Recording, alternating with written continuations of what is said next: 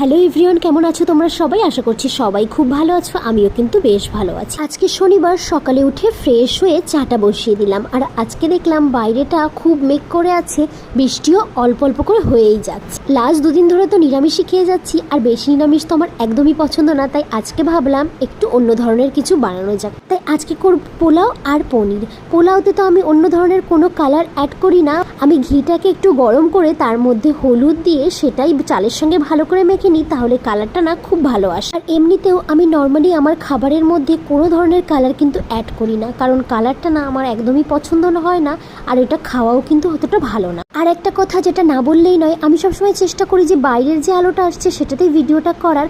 তোমরাও কিন্তু সেরকমই করতে পারো, তাহলে দেখবে ভিডিওর কোয়ালিটিটা অনেকটা ভালো আসবে আর খুব সুন্দরও লাগবে। দেখো, দুপুরে লাঞ্চটা তো আমার রেডি হয়ে গেছে। আমার তো এই কম্বিনেশনটা খুবই পছন্দ। তোমাদের কার কার এরকম ভালো লাগে সেটা কিন্তু জানাতে একদমই ভুল